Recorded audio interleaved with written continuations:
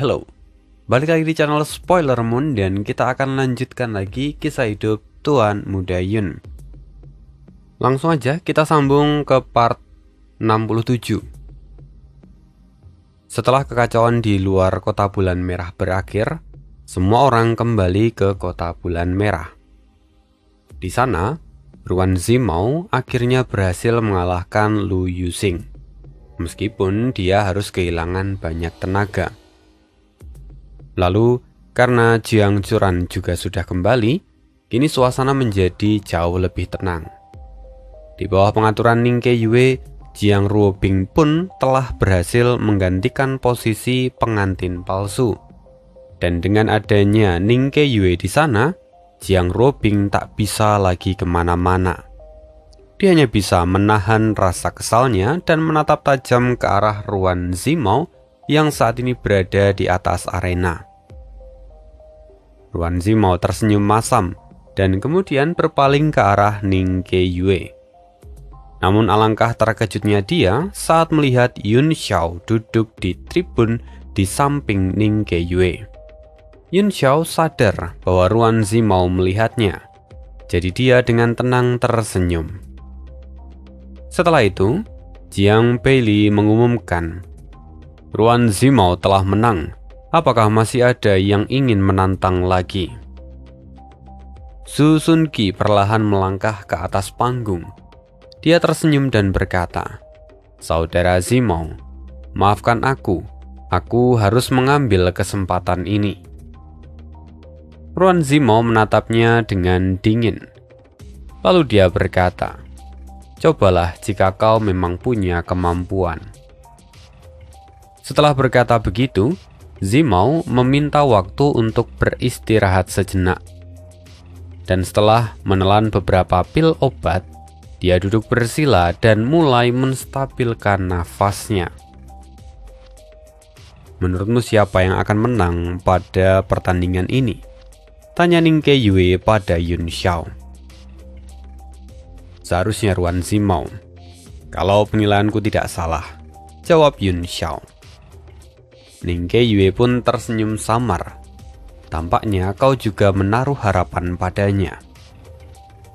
Sementara itu Ruan Hongyu yang duduk di barisan depan menoleh sejenak ke belakang dan berkata, "Hei, kau adalah penguasa kota Tianwu, bukan? Aku sangat tertarik dengan metode yang kau gunakan untuk menyembuhkan kutukan di tubuh Ruomei." Yun Xiao tersenyum tipis dan berkata, "Kebetulan aku memiliki metode dari warisan leluhurku yang sesuai dengan kondisi Nona Ruomei. Namun maaf, aku tidak dapat mengungkapkan rahasia yang diwariskan oleh leluhurku." Mendengar itu Ruan Hongyu mengangguk. "Tak masalah, aku tak akan memaksamu. Kita bisa bicara nanti. Namun aku juga ingin tahu bagaimana pendapatmu tentang pertandingan ini."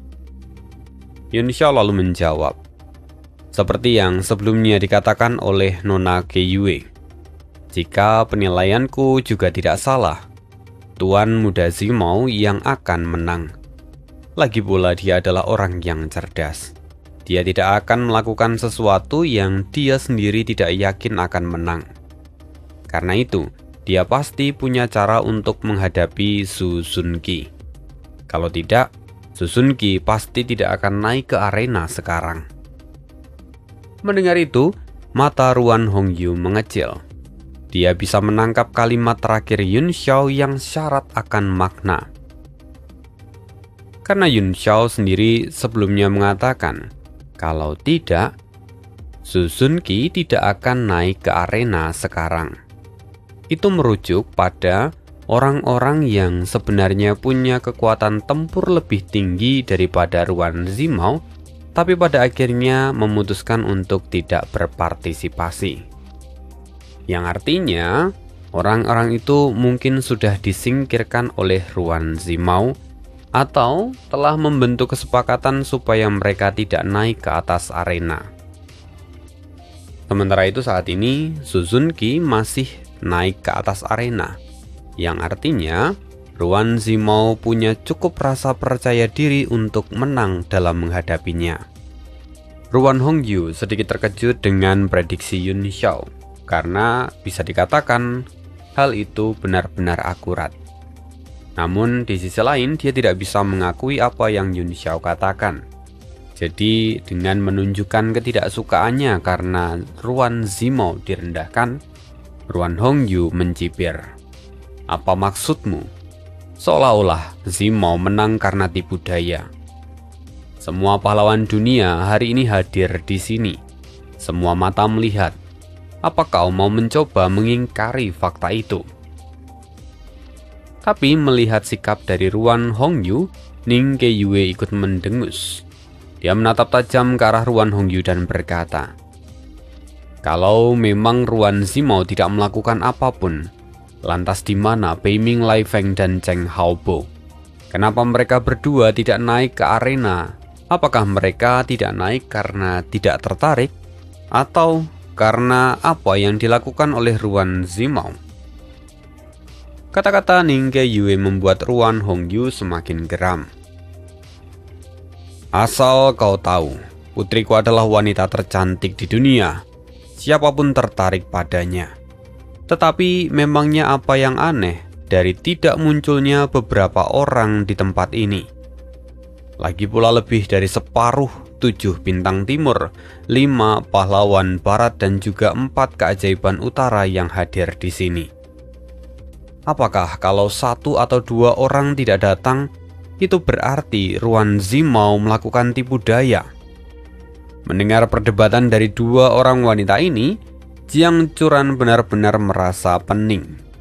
Lagi-lagi dia terjebak di dalam drama lama yang tak pernah berakhir. Jika mereka terus berdebat, maka mereka hanya akan mempermalukan kota bulan merah. Jiang Churan lalu berkata, "Diam kalian berdua. Bagaimana orang bisa menonton pertandingan kalau kalian terus berisik?" Kedua wanita itu mendengus bersamaan, dan akhirnya mereka pun diam. Mereka hanya menuruti Jiang Churan karena saat ini ada banyak orang dan banyak tamu di tempat itu. Kalau tidak ada orang, tidak mungkin mereka akan berhenti. Pertengkaran itu pasti akan terus berlanjut dan tiada akhir. Sementara itu saat ini, Jiang Churan menatap Yun Xiao dengan pandangan yang rumit. Dia sendiri terkejut oleh karena pengamatan yang Yun Xiao lakukan. Sementara itu, Ruan Zimou yang tengah duduk di platform petir telah menstabilkan pernafasannya. Berkat efek ramuan, kekuatannya telah pulih dengan signifikan. Dia kini cukup percaya diri. Saudara Su Sunqi, biarkan pertarungan kita menjadi akhir dari pertandingan ini. Mata Su Sunqi berkilat tajam. Semangat bertarungnya membara dan sikap tenangnya lenyap digantikan oleh tekad baja. Dia maju dan kemudian berseru, "Sesuai keinginanmu," kata Su Sunqi dengan tegas. Lalu begitu kata-kata itu terucap, Ruan Zimou menyerang lebih dahulu. Di bawah tekanan Ki Kaisar yang begitu besar, pedangnya meluncur dengan cepat. Pertempuran puncak pun dimulai antara 2 pahlawan muda terkuat di antara generasi mereka. Ya, kepala dari 7 bintang timur melawan anggota 4 keajaiban utara. Benturan 2 elemen yang saling bertolak belakang menimbulkan fluktuasi besar hingga seluruh arena pun bergetar. Mata Ruan Zimou memancarkan kilatan dingin. Dia menghadapi serangan itu dengan tenang. Cahaya pedang membelah udara, menembus langit, dan membuat penghalang arena bergetar sampai memancarkan cahaya yang terang. Semangat pedang di tangannya bangkit, beresonansi sempurna dengan jiwa dan pikirannya. Ki pedang mengalir lancar, menyatu dengan tubuhnya hingga wujud dan pedang menjadi satu kesatuan utuh. Sorak-sorai bergema di arah tribun penonton. Seruan kagum terdengar dari segala penjuru. Semua orang baru menyadari bahwa dalam pertarungannya dengan Lu Yuxing, Ruan Zimao belum menggunakan kekuatan penuhnya. Dan semua orang akhirnya sadar kenapa Ruan Zimao kemudian disebut sebagai kepala dari 7 bintang timur. Kekuatannya benar-benar melampaui ekspektasi semua orang dan mengungguli generasi muda yang satu tingkat dengannya. Meski Ruan Zimao terus menekan, Zhu Xunqi juga masih bertahan dengan teknik gerakan yang aneh dan lincah. Setiap langkahnya tampak nyaris tersudut, tetapi dia selalu berhasil meloloskan diri melalui celah sekecil apapun. Seolah-olah dia sedang menunggu saat yang tepat untuk melancarkan serangan balasan. Melihat itu, Ning Keyue mengerutkan kening dan berkata, Zhu Xunqi ini cerdas. Dia tahu bagaimana cara memanfaatkan kekuatannya dan menghindari kelemahannya. Tetapi dia kurang berani. Kalau terus seperti ini, pertempuran mereka bisa berlangsung berhari-hari. Yun Xiao tersenyum tipis. Keberanian seringkali berujung pada kehancuran. Keduanya sama-sama penuh dengan perhitungan. Jika pertarungan terjadi secara langsung, peluang Zhu Xunqi untuk menang sangatlah kecil. Maka dari itu, dia memilih jalur yang paling aman dengan peluang menang yang paling besar. Lagi pula, ini bukan sekedar pertarungan. Ini juga terkait dengan aliansi pernikahan. Tatapan mata Yun Xiao menyipit. Dia berkata, tapi meski begitu, Ruan Zimao tidak akan membiarkan hal itu terjadi. Dia pasti sudah menyiapkan sesuatu. Mendengar apa yang Yun Xiao katakan, mata Ruan Hongyu sedikit melebar. Rasa terkejutnya bercampur dengan cemas. Ia mulai waspada terhadap ketajaman pengamatan Yun Xiao. Sementara itu di atas panggung, kini pedang Ruan Zimao menari dengan sangat cepat. Setiap tebasannya membawa tekanan yang besar, seolah-olah hendak mengunci Zhu Xunqi. Saudara Xunqi, apa kau sedang mencoba mempermainkanku? Zhu Xunqi bergerak dengan cepat. Gerakannya begitu lincah seperti bayangan. Dia berkata, gerakanmu terlalu kuat, Saudara Zimao. Aku tidak berani melawannya secara langsung. Aku hanya mundur untuk bisa melangkah lebih jauh. Mendengar itu, Ruan Zimao mendengus. Kalau kau tidak berani menerimanya, kenapa kau tidak menyerah saja? Zhu Xunqi tersenyum tipis dan berkata, aku terlalu mencintai seni bela diri. Aku ingin menyaksikan sendiri kekuatan dari pemimpin 7 bintang timur. Kalau memang itu niatmu, maka lihatlah sendiri sampai kau puas, seru Ruan Zimao. Aura pedangnya tiba-tiba melemah. Lalu di tangan kirinya muncul cermin gelombang langit. Zimao mengerahkannya ke langit dan cermin itu memancarkan cahaya yang langsung menyelimuti seluruh arena. Dalam sekejap, dunia di sekitar mereka berubah. Panggung tampak memudar, digantikan dengan pemandangan ilusi yang terus berganti. Formasi ilusi. Sial, ini formasi ilusi. Gumam Zhu Xunqi yang tampak terkejut. Zhu Xunqi lalu kemudian berkata, bukankah formasi ini digunakan untuk membantu kultivasi? Apa gunanya kamu menggunakan ini untuk melawanku, Saudara Zimao? Ruan Zimao mencibir. Barang apapun bisa menjadi senjata, tergantung siapa penggunanya. Kau lihat saja sendiri. Ruan Zimao mengangkat pedangnya tinggi-tinggi, lalu berteriak, dataran datar. Pedangkinya segera menyapu dengan kekuatan dahsyat, menciptakan ribuan lapisan serangan. Gelombang energi itu bergulung menjadi 10.000 kuda perang yang berlari menembus langit. Semuanya menerjang lurus ke arah Zhu Xunqi. Melihat itu, Zhu Xunqi mengerutkan alis. Tubuhnya bergerak dengan cepat hendak menghindar. Namun, baru saja dia melangkah, dia terkejut mendapati kekuatan pedang Ruan Zimou yang telah menjadi ribuan bilah cahaya. Setiap bilah itu menebas dari arah yang berbeda dan turun bagaikan hujan yang deras dan tak berujung. Setetes keringat dingin meluncur di pipinya. Tekanan sebesar ini, apa ini adalah efek formasi ilusi? Pikir Su Zun Qi dalam hati. Su Zun Qi hanya bisa menggertakkan gigi. Pedang panjangnya di tangan berubah menjadi cahaya berwarna merah menyala, lalu perlahan membentuk awan warna-warni di sekitarnya. Energi itu menyelimuti seluruh tubuhnya. Cahaya pedang saling beradu. Getaran besar mengguncang arena. Su Zun Qi terdorong mundur beberapa langkah dan fondasinya terguncang. Sementara tubuh Ruan Zimou kini berubah menjadi asap hijau yang samar. Sosoknya perlahan menghilang di tengah kabut ilusi. Ekspresi Su Zun Qi berubah masam. Di situasi ini, dia tak bisa mengalahkan Ruan Zimou kecuali menghancurkan kabut ilusi yang ada di sekitarnya. Dengan putus asa, dia mengedarkan ki-nya, mengayunkan pedang panjang untuk menciptakan pusaran pedang yang berputar di sekitar tubuhnya. Dia berusaha untuk menghancurkan formasi yang mengurungnya. Tapi tiba-tiba, sebuah kaki turun dari langit, menghentikan pedangnya dengan keras. Tawa dingin terdengar dari atas.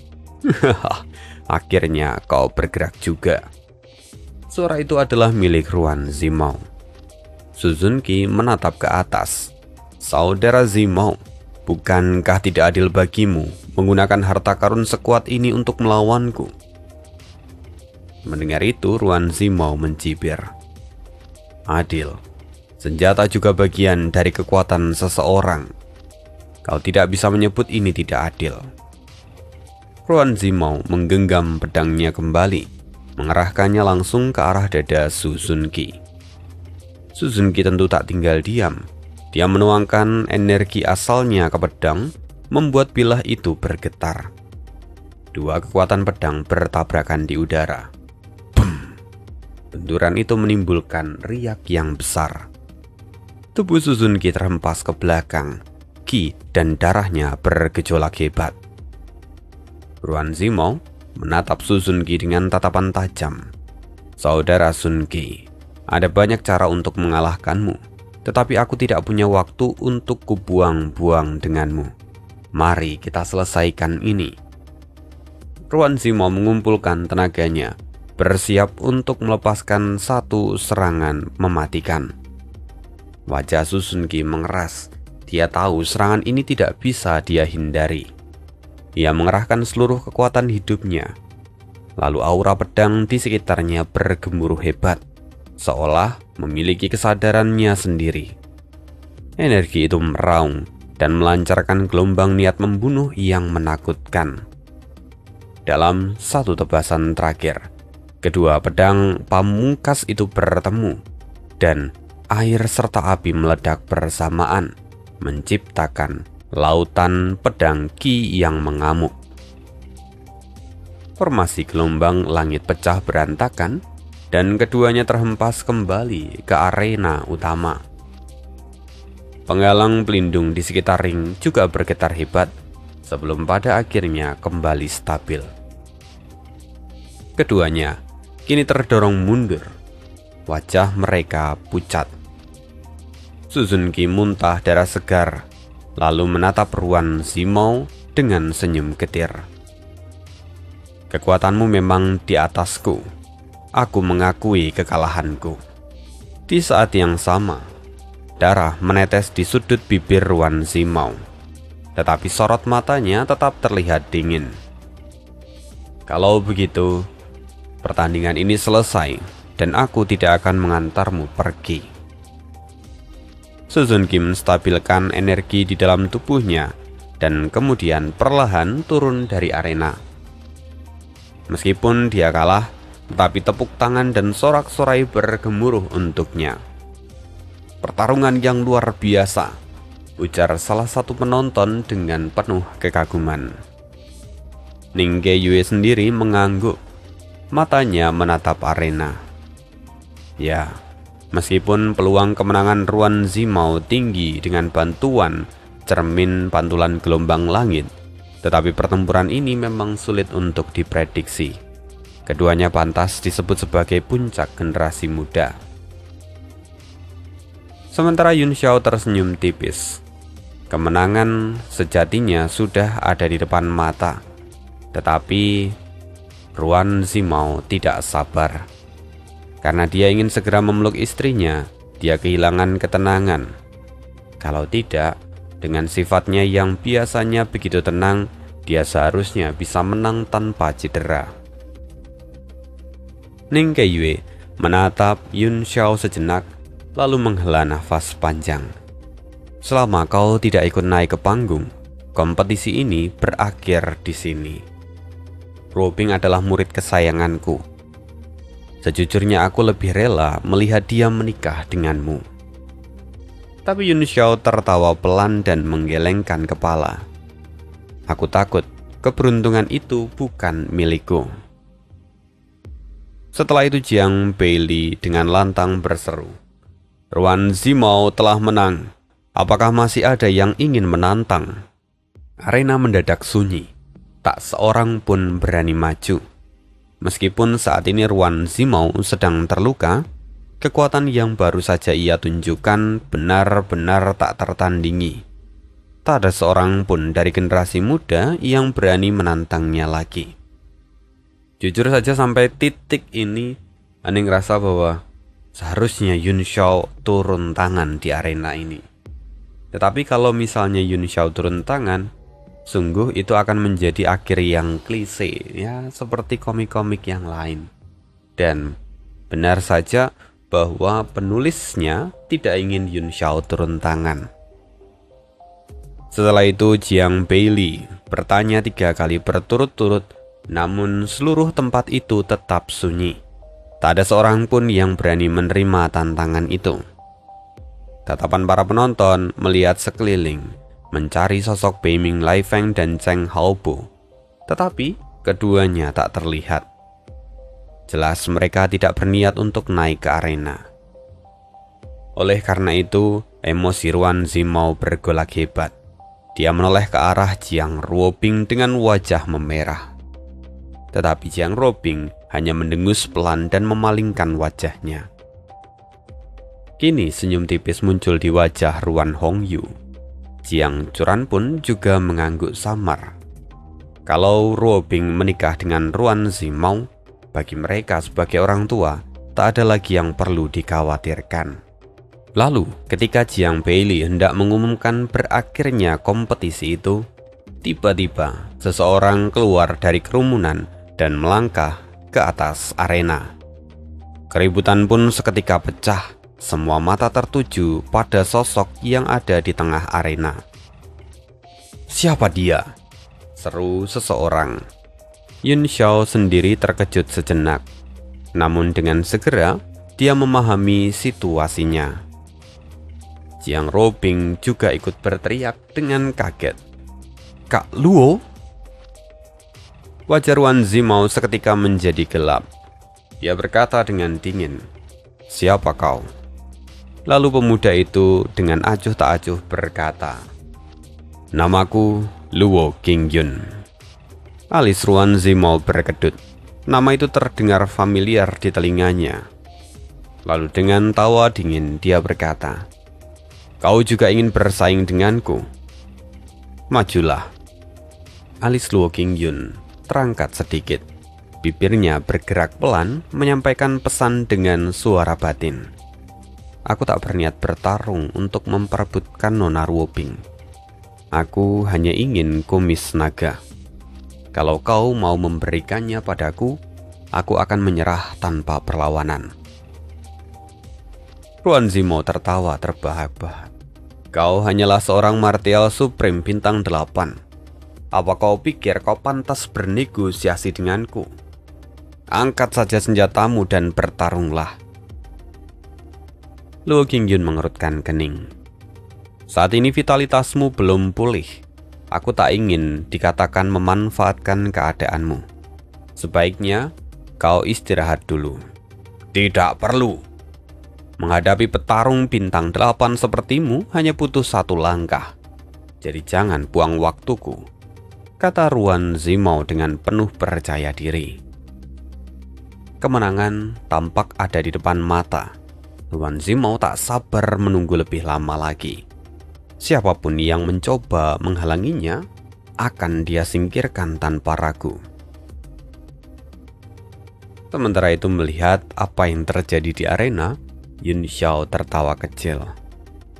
Kali ini Ruan Zimou akan kalah dalam pertarungan ini. Ucapan itu mengejutkan semua orang. Ning Keiyue menatapnya dengan heran. Luo Qingyun memang sulit ditebak, tetapi apakah dia cukup kuat untuk mengalahkan Ruan Zimou?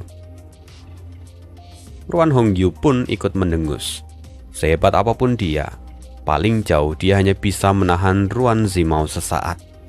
Tidak mungkin kau menyimpulkan kekalahannya begitu saja. Yang Curan sendiri ikut bertanya, apakah kau punya dasar atas ucapanmu itu?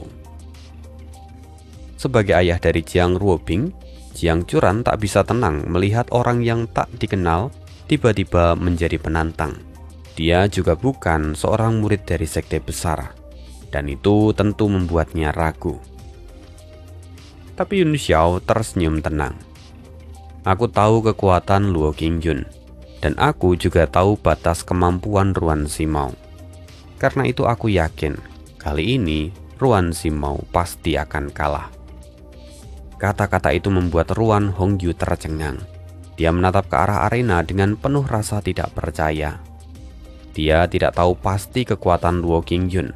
Tetapi, bukankah Luo Qingyun hanyalah seorang martial supreme bintang 8?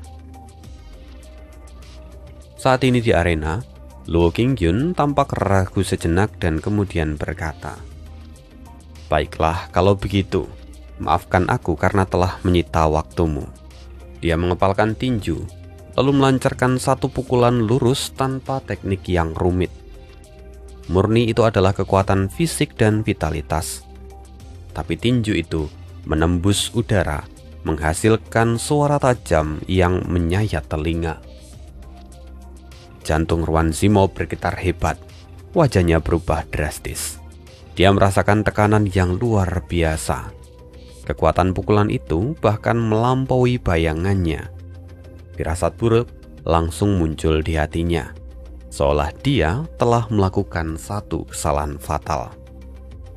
Ia berteriak spontan dan membalikkan telapak tangannya, menuangkan seluruh kekuatannya ke dalam serangan balasan. Bum! Kedua serangan itu bertabrakan di udara.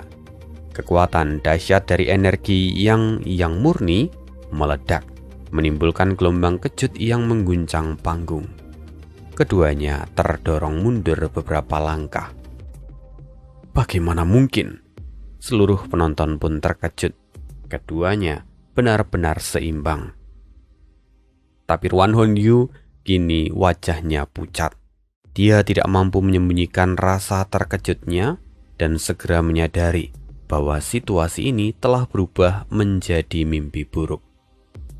Dengan matanya yang tajam, dia bisa melihat bahwa Luo Qingyun sama sekali belum mengeluarkan seluruh kekuatannya. Sebaliknya Ruan Zimou sudah menggunakan semua kekuatan penuhnya. Memang benar, Ruan Zimou telah kehilangan banyak tenaga karena pertarungan sebelumnya. Namun bagaimana mungkin perbedaannya sampai sebesar ini? Padahal lawannya hanyalah seorang martial supreme bintang 8. Ruan Hongyu kini menatap Yun Xiao dengan tatapan ngeri. Orang aneh lainnya telah muncul di dunia ini. Di arena, Luo Qingyun kembali bertanya, "Apa kau benar-benar tidak ingin beristirahat terlebih dahulu?" Suaranya tenang namun penuh dengan tekanan. Sementara wajah Ruan Zimou berubah antara hijau dan putih. Dia memang sangat ingin memulihkan tenaganya. Tetapi kata-kata yang telah terucap di depan semua orang tidak mungkin ia tarik kembali. Tentu saja tidak, katanya dengan tegas. Sambil menggertakkan gigi, dia maju. Cermin gelombang langit di tangannya menyala terang. Dalam sekejap, seluruh arena diselimuti ilusi. Sosoknya perlahan lenyap ke dalam formasi itu. Dengan bantuan cermin itu pun, peluang kemenangan masih besar. Luo Qingyun mengangguk pelan. Kalau memang begitu, aku tidak akan menahan diri. Dengan gerakan lembut, dia menggenggam udara dan sebuah tombak muncul di tangannya. Aura kuno dan liar menyebar dari senjata itu. Sosok Luo Qingyun berdiri tegak, tenang namun seolah menyatu dengan dunia. Tak ada suara dan tak ada gerakan, hanya niat tombak yang menggetarkan jiwa. Para ahli di sekitar arena langsung menahan nafas. Ilusi itu tidak dapat menutupi pandangan mereka. Dan langkah Luo Qingyun yang sederhana itu sudah cukup untuk membuat hati semua orang bergetar. Mereka tahu sesuatu yang besar akan segera terjadi. Yun Xiao pun tampak tertegun. Dalam beberapa hari saja, kekuatannya telah melonjak sedrastis ini, gumamnya dalam hati. Dengan kemampuan Luo Qingyun saat terakhir kali mereka bertemu, Yun Xiao tahu bahwa dia bisa mengalahkan Ruan Zimao. Tapi kali ini, auranya bahkan telah berubah. Dia telah melangkah ke ranah misterius yang bahkan mata iblis bulan miliknya pun sulit untuk membacanya. Artinya, kemenangan Luo Qingyun itu adalah sebuah kepastian. Sementara itu, wajah Ruan Hongyu semakin pucat. Telapak tangannya kini berkeringat dingin. Tebasan pedang yang membelah surga. Gerakan Ruan Zimao bergema di dalam formasi ilusi. Serangan datang dari segala arah, dan suara tawanya terdengar samar. Di dalam formasi ini, kau bahkan tak bisa melihat bayanganku. Bagaimana kau akan melawanku? Ruan Zimao mencoba untuk sombong. Tetapi Luo Qingyun tetap diam. Dia hanya mengangkat tombaknya, mengetuk udara di sisi kiri dan kanan. Lalu, segel energi mengalir masuk ke dalam tombak. Seketika karakter emas di senjata itu menyala dan meledak menjadi bayangan tombak raksasa. Bahkan kali ini Yun Xiao pun terenganga. Dia tak menyangka kalau Luo Qingyun memiliki senjata kuno maha. Ruan Zimao menjerit kaget di dalam ruang ilusi. Meski dia bersembunyi, dia bisa merasakan aura yang menakutkan dan menekan jantungnya. Kekuatan macam apa ini? Ia memaksakan seluruh energinya keluar. Kekuatan pedangnya meningkat beberapa kali lipat. Lalu dia meraung sambil menyerang dengan sekuat tenaga. Beberapa suku kata kuno mengalir dari mulut Luo Qingyun. Dua karakter pada tombak itu tiba-tiba bersinar menyilaukan, menelan seluruh karakter yang lain. Dalam sekejap, kekuatan luar biasa meledak dari tubuh tombak itu. Yun Xiao pun tampak serius. Kini aura Luo Qingyun benar-benar berbeda. Bukan hanya terasa kuat, tetapi juga sangat mengerikan. Aura pedang Ruan Zimao menyerang dari segala arah, membelah udara dengan kekuatan yang mengguncang langit. Sementara cahaya tombak yang terkondensasi menjulang tinggi, menembus langit, dan kemudian meledak menjadi gelombang tekanan kekuatan Yuan yang luas. Gelombang itu menyebar seperti badai, menghancurkan seluruh aura pedang yang datang dari segala arah. Mustahil! Hati Ruan Hongyu bergetar hebat. Ia hampir tak percaya bahwa Luo Qingyun mampu menahan serangan penuh dari Ruan Zimao hanya dengan kekuatan tombaknya. Bagaimana bisa mereka bertarung bila perbedaan kekuatannya sejauh ini? Ruan Hongyu tampak masam. Cahaya pedang Ruan Zimao hancur berantakan di bawah tekanan tombak. Dalam sekejap seluruh formasi ilusi pun lenyap. Darah menyembur dari udara dan tubuh Ruan Zimao terpental keluar dari ilusi. Tubuhnya jatuh ke atas arena sambil muntah darah segar. Oh, bagaimana bisa? Seketika sorakan dan seruan kaget meledak di antara para penonton. Tak seorang pun bisa melihat dengan jelas apa yang terjadi di dalam arena. Yang mereka lihat hanyalah hasil akhir yang tak masuk akal. Ruan Zimao tertunduk kalah. Tubuh Ruan Zimao gemetar hebat di atas panggung. Darah terus mengalir keluar dari bibirnya. Wajahnya pucat seperti kertas. Di matanya, yang tersisa hanyalah keputusasaan dan kebingungan. Luka-lukanya kini terlalu parah. Bahkan untuk berdiri pun dia tak lagi punya tenaga. Ruan Hongyu ikut terdiam. Wajahnya membeku dan perlahan menjadi pucat pasi. Dia duduk kembali dengan tubuh yang lemas. Sementara Ning Keyue, dia menatap Yun Xiao dan bertanya, "Kau mengenal Luo Qingyun dengan baik. Sebenarnya siapa dia?" Semua orang yang ada di sekitar sana pun segera melihat ke arah Yun Xiao. Mereka juga ingin tahu asal-usul sosok misterius yang tiba-tiba muncul dan menumbangkan Ruan Zimao, bahkan mengalahkannya dengan sangat mudah. Yun Xiao hanya tersenyum samar dan dia berkata, "Kepribadiannya sesungguhnya biasa saja, bahkan tidak bisa dibandingkan denganku. Tapi bakatnya memang di atas kebanyakan orang. Itulah yang membuat dia bisa mencapai titik ini. Dan jujur saja, dengan kepribadiannya, aku ragu kalau dia ingin menjadi menantu Kota Bulan Merah. Aku yakin tujuannya hanyalah satu, yaitu mendapatkan harta rahasia naga, kumis naga." Mendengar itu, ekspresi Ning Keyue mengeras. Dia berkata, karena dia sudah memenangkan kompetisi, maka dia harus menikah dengan Ruo Bing. Tapi Yun Xiao menggelengkan kepala sambil tersenyum getir.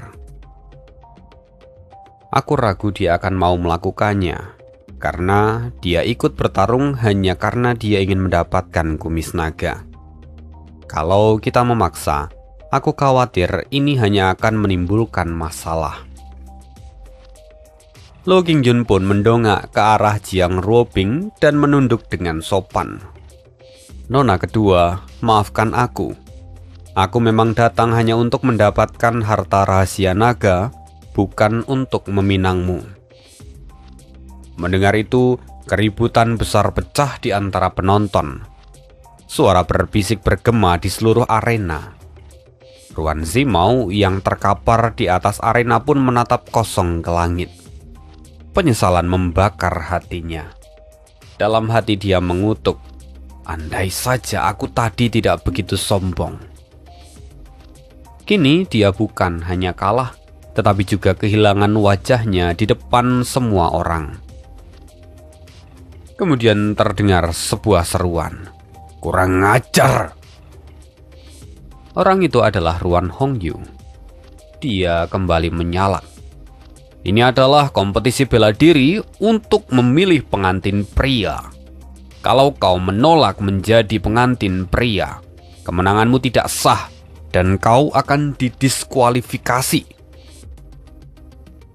Luo Qingyun menatap sekilas ke arah Jiang Ruobing. Dan dalam pandangan itu dia tahu bahwa sesungguhnya Jiang Ruobing pun tidak ingin dinikahkan. Luo Qingyun lalu kemudian berbalik tanpa sepatah kata pun, mengabaikan teriakan Ruan Hongyu. Melihat sikap dari Luo Qingyun, Ruan Hongyu semakin geram. Namun, dia sendiri tak bisa berbuat apa-apa. Luo Qingyun memang tidak melanggar aturan apapun. Dia menang dengan adil. Akhirnya Jiang Beili berkata dengan suara tenang, namun mengandung tekanan, Apakah masih ada peserta lain yang ingin bertarung? Arena kembali riuh. Semua orang tahu bahwa kekuatan Luo Qingyun telah melampaui ekspektasi siapapun yang ada di sana. Tak banyak yang benar-benar bisa melihat Ruan Zimao dikalahkan, dan justru karena itu ketegangan semakin meningkat. Sampai kemudian terdengar sebuah tawa kecil. Luo Qingyun. Di atas arena, mendadak awan berubah warna. Awan di sana menjadi gelap dan suram, lalu aura mengerikan mengembun di udara, menekan seluruh tempat itu. Suara tawa berat lalu bergema di antara petir yang menggelegar. Sudah lama kita tidak bertemu. Tampaknya kau semakin kuat. Tapi tetap saja, kalau kekuatanmu segitu, kau tak akan bisa mengalahkanku. Sayang sekali, harta rahasia naga itu akan menjadi milikku. Ekspresi Luo Qingyun seketika menegang. Dia melihat ke langit. Di sana ada seorang laki-laki yang tampak turun dari tengah-tengah awan. Jiang Beili yang menjadi wasit di sana berseru, "Siapa kau?" Laki-laki itu mendengus pelan.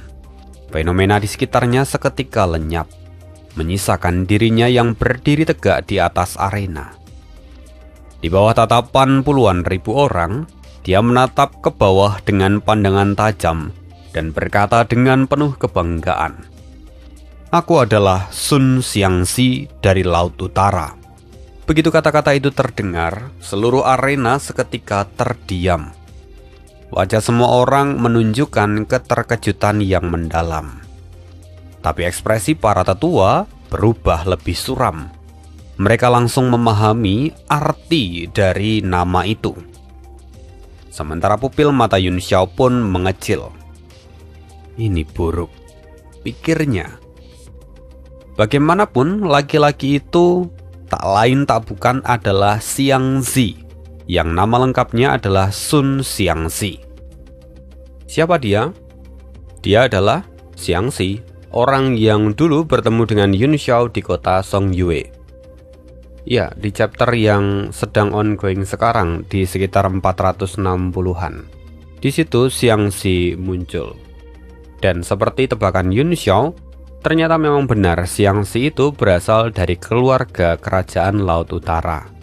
Kalau sebelumnya Yun Xiao hanya menebak saja, tetapi kali ini dia bisa memverifikasinya dari nama yang dikatakan oleh Xiangxi sendiri. Jadi nama Xiangxi adalah Sun Xiangxi, yang mana di dalam 4 keluarga kerajaan laut masing-masing memiliki marga sendiri, yaitu Guang, Xin, Sun, dan Sun. Nah, memang ada 4 marga itu. Karena Xiangxi memiliki marga Sun, maka dia adalah keturunan langsung dari keluarga kerajaan Laut Utara, yang artinya dia juga mewarisi garis keturunan naga. Dan kali ini, Xiangxi pasti datang untuk merebut artefak naga. Berdasarkan kekuatan yang pernah ia tunjukkan di kota Songyue, maka Luo Qingyun sama sekali bukanlah tandingannya. Ekspresi Jiang Churan menjadi serius. Dengan suara tenang namun berwibawa dia berkata, "Jadi, kau adalah tamu dari ras laut. Merupakan sebuah kehormatan bagi kota Bulan Merah dapat menyambutmu." Ras laut? Kerumunan penonton langsung gempar. Karena sejak dulu, para manusia hampir tak pernah berhubungan dengan ras laut. Kenangan terakhir tentang ras laut hanyalah ketika insiden Gu Fei yang menyinggung pihak ras laut beberapa dekade silam. Saat itu, keluarga Bo yang merupakan penguasa 4 lautan datang sendiri ke wilayah suci untuk menuntut keadilan. Namun wilayah suci memilih untuk menutup diri dan berpura-pura tidak tahu. Itu menjadi sebuah penghinaan besar bagi umat manusia. Maka ketika semua orang mendengar bahwa Xiangxi berasal dari ras laut, hati mereka dipenuhi dengan campuran antara kebencian dan juga takut. Masih banyak kejutan lain yang menunggumu, kata Sun Xiangxi dengan dingin. Penguasa kota bulan merah, kau akan menjadi ayah mertuaku. Sebagai calon menantumu, aku datang dengan niat yang baik. Tentu saja orang-orang kembali dibuat terkejut. Bagaimanapun, ras laut itu berbeda dengan manusia, yang normalnya mereka tidak bisa memiliki hubungan. Teriakan protes mulai bermunculan dari segala arah. Suasana seketika berubah menjadi riuh. Jiang Churan pun mengerutkan kening, dan kemudian dia berkata, "Kita berasal dari dua ras yang berbeda. Bagaimana mungkin kita bisa melangsungkan pernikahan? Walau begitu, aku bisa menganggapmu sebagai tamu dari Laut Utara, dan kota bulan merah akan tetap menyambutmu untuk minum teh dan menikmati bulan." Sun Xiangxi tertawa dingin. "Oh, jadi kau menolakku, tetapi kau menerima Luo Qingyun yang ada di depanmu ini. Padahal dia adalah setengah manusia dan setengah naga. Bagaimana bisa kau mendiskriminasi dan melarangku untuk ikut? Apakah ini yang kau sebut sebagai keadilan? Ketika kalian mengumumkan bahwa siapapun boleh ikut memperebutkan pernikahan, adakah kalian menyebutkan bahwa syarat untuk mengikuti kompetisi ini adalah ras manusia? Sekarang aku sudah datang jauh-jauh dari Laut Utara, tapi kau malah menolak dan berkata bahwa itu tidak diperbolehkan.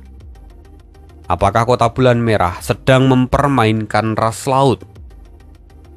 Nada suaranya mengeras, penuh dengan tekanan yang dingin dan menusuk tulang. Gelombang aura es pun menyebar dari tubuhnya, membuat udara di sekitar seolah membeku. Wajah para tetua dari kota bulan merah berubah. Frasa mempermainkan ras laut bukanlah tuduhan yang ringan, apalagi ketika diucapkan oleh anggota keluarga kerajaan Laut Utara. Kata-kata itu membawa bobot politik yang amat berbahaya. Seketika dada Jiang Churan terasa berat. Setiap kalimat yang diucapkannya kini akan mewakili sikap resmi dari kota bulan merah. Ia tidak bisa bersikap gegabah di depan para pahlawan dunia, tapi juga tidak bisa menyinggung ras laut. Jika ketegangan ini berkembang menjadi konflik antar ras, akibatnya juga akan mengerikan. Pada dasarnya manusia tidak pernah benar-benar memahami kekuatan sejati dari ras laut. Bahkan kekuatan dari wilayah suci pun memilih untuk menghindari perang terbuka dengan mereka. Jiang Churan tahu betul bahwa sedikit saja dia mengucapkan satu kalimat yang salah, itu bisa memicu bencana besar. Sayangnya meskipun Jiang Churan begitu berhati-hati, Ning Keiyue tidak peduli sedikit pun. Dia berkata tajam, "Lelucon macam apa ini? Kota bulan merah telah mengumumkan kepada dunia, dan hak penafsiran sepenuhnya ada di tangan kami. Siapapun yang kami izinkan boleh berpartisipasi, dan siapapun yang tidak kami izinkan, maka tidak boleh berpartisipasi dan enyah dari sini. Sekarang kau menyingkirlah dari hadapanku. Kalau tidak, jangan salahkan aku jika aku tidak memberi wajah pada ras lautmu." Ekspresi Xiangxi seketika berubah drastis. Dia menoleh ke arah Ning Keiyue. Tetapi keterkejutannya bertambah karena dia melihat sosok di samping Ning Keiyue. Alih-alih menjawab perkataan Ning Keiyue, Xiangxi justru berkata, "Li Yunxiao, kau juga ada di sini?" Seketika tatapan Ning Keiyue, Jiang Churan, Ruan Hongyu, dan yang lain serentak beralih pada Yun Xiao. Tatapan mereka tampak aneh, Karena bagaimana bisa orang ini mengenal begitu banyak tokoh kuat di luar dunia manusia? Benarkah kata pepatah, burung sejenis akan berkumpul bersama? Yun Xiao sendiri kini tersenyum tipis dan berkata, Xiangxi, tampaknya memang takdir telah membuat kita bertemu di sini. Senyum dingin tersungging di wajah Xiangxi. Dia berkata, aku telah lama mencarimu, dan ternyata kau muncul dengan sendirinya. Xiangxi menoleh ke arah Jiang Churan dan berkata, begini saja penguasa kota, aku akan mundur dari kompetisi ini, asalkan kalian menyerahkan padaku kumis naga dan juga Li Yun Xiao. Mendengar itu, Jiang Churan dengan suara tenang menjawab, tidak bisa. Li Yun Xiao adalah tamu kehormatan kota Bulan Merah, sedangkan harta rahasia naga itu adalah mahar dari putriku. Permintaanmu sama sekali tak beralasan, aku tidak bisa memenuhinya. Mendengar itu, Xiangxi tertawa. Alasan? Aku tidak peduli dengan alasan kalian. Yang aku tahu, kumis naga itu akan menjadi milikku hari ini. Kalau kalian manusia masih punya sedikit keberanian, maka biarkan aku ikut dalam kompetisi bela diri ini. Xiangxi mengangkat jari tengahnya ke langit dan menunjuk dengan tatapan menghina. Kalau kalian masih menolak, artinya benar kata pendahuluku bahwa kalian hanyalah ras pengecut. Mendengar perkataan itu otomatis amarah menyapu kerumunan. Para penonton bangkit dan berteriak penuh amarah. Cacian dan ejekan bertubi-tubi menggema dari segala penjuru. Jiang Churan sendiri menahan nafas panjang, kepalanya berdenyut keras. Dia tahu, kalau pertempuran ini diterima, kemenangan manusia akan menjadi kebanggaan besar.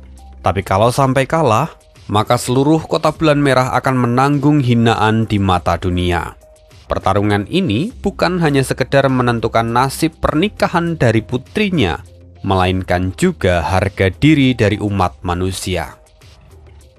Jiang Churan tetap diam. Dia tak bisa menilai kekuatan sejati dari Xiangxi. Namun perasaannya yang tajam memberikan peringatan bahwa dia bukanlah lawan biasa. Dia tak berani memicu perang terbuka. Namun kemudian terdengar lagi sebuah suara dari arena. Bukankah yang dia inginkan hanyalah pertarungan? Apa susahnya? Ayo bertarung. Semua mata langsung tertuju ke arah sumber suara. Di sana Luo Qingyun berdiri tegak. Tombak di tangannya bergetar dan memancarkan cahaya suci. Auranya seketika melonjak tajam ke tingkat martial sovereign. Tatapan Xiangxi pun mengeras. Senyuman di bibirnya berubah menjadi lengkungan dingin. Luo Qingyun, aku suka keberanianmu. Dia lalu melangkah maju, dan dengan suara dingin dia berkata, mari kita lihat sejauh apa kekuatan produk cacat bisa berkembang. Seranglah aku dengan segenap kekuatanmu. Luo Qingyun tidak menjawab. Dengan tatapan tajam, dia mengangkat tombaknya. Cahaya keemasan menyelimuti ujung tombak itu dan berubah menjadi wujud seekor binatang purba. Udara di sekitar mereka bergetar hebat. Xiangxi sempat tertegun melihat kekuatan tombak itu yang jauh melampaui perkiraannya. Awalnya, dia hanya berniat bertarung dengan tangan kosong. Tetapi niat itu segera ia singkirkan. Dengan cepat dia pun memanggil tombak perangnya. Dan segera, dua kekuatan ekstrim itu bertabrakan. Ledakan dahsyat mengguncang arena. Kedua sosok itu terdorong mundur beberapa langkah. Lapisan pertahanan arena bergetar hebat, memantulkan cahaya warna-warni yang menyilaukan mata. Dalam sekejap, seluruh tempat itu terbungkam. Tak seorang pun berani bicara. Hanya suara desiran aura yang beradu di udara. Jiang Zuran menghela nafas panjang. Pertempuran telah dimulai. Tidak ada jalan untuk kembali. Apapun yang terjadi, dia tak boleh membiarkan Sun Xiangxi menang. Kalau sampai pihak ras laut keluar sebagai pemenang, maka kota bulan merah akan menjadi bahan tertawaan dunia. Situasi menegang. Dan kita akan sambung lagi kisah hidup Tuan Muda Yun di part berikutnya. Sekian hari ini, terima kasih dan bye.